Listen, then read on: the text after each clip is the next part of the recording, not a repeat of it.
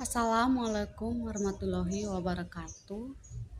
Shalom, salve, perkenalkan nama saya Floriana Bovida Dakonjan Saundelo.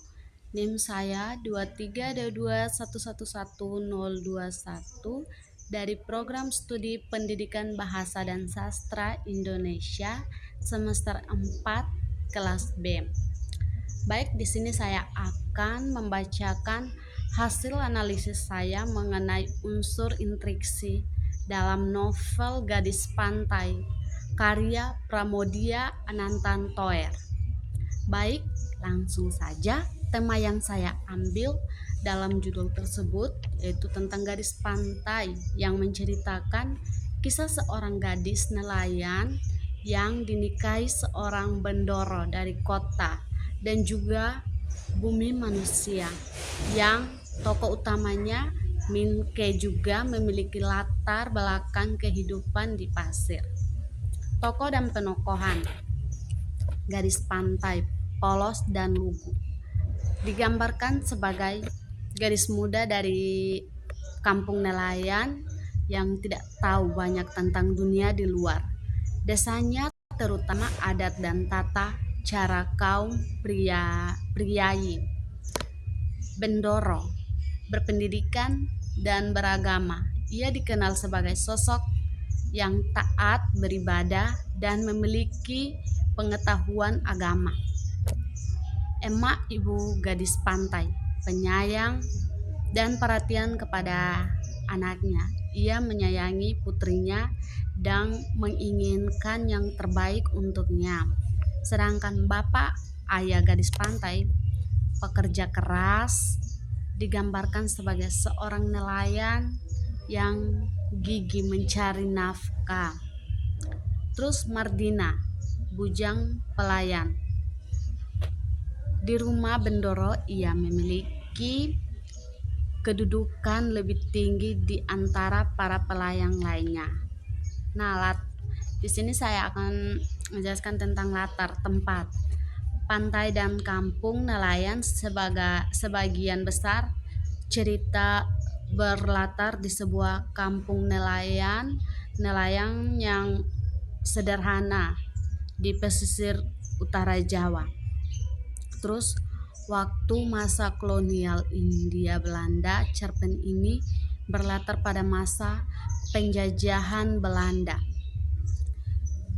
Terus latar suasana itu sederhana dan tradisional.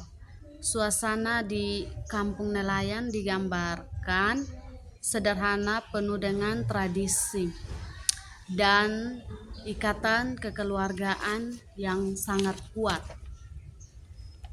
Alur awal cerita dibuka dengan pengenalan tokoh utama, seorang gadis muda yang tinggal di pesisir pantai.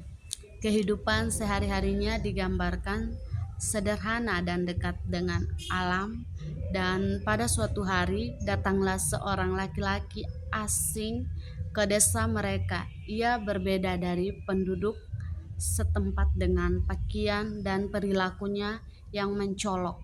Kedatangannya menimbulkan rasa ingin tahu dan perbincangan di antara warga. Gadis pantai dan laki-laki asing itu mulai berinteraksi. Laki-laki itu menunjukkan ketertarikan pada gadis tersebut, kemungkinan karena kecantikan atau kepolosan dan keunikan kebudayaan mereka. Menghabiskan waktu bersama dan tumbuhlah sebuah kedekatan. Pada suatu titik, laki-laki asing itu pergi meninggalkan desa pantai. Kepergiannya bisa terjadi secara tiba-tiba atau dengan alasan tertentu. Gadis pantai menghadapi kenyataan pahit atas kepergian laki-laki itu. Janji-janji yang pernah diucapkan mungkin tidak terwujud. Lalu ia mengalami kekecewaan dan mungkin mulai menyadari perbedaan dunia antara dirinya dan laki-laki itu. Sudut pandang dalam novel tersebut itu adalah orang ketiga adalah limited third person. Ini berarti menceritakan kisah perspektif dia, tetapi hanya mengungkapkan pikiran dan perasaan dari salah satu karakter utama, yaitu gadis pantai. Terus ada juga gaya bahasa yang digunakan dalam novel tersebut, yaitu penggunaan kosakata bahasa Jawa.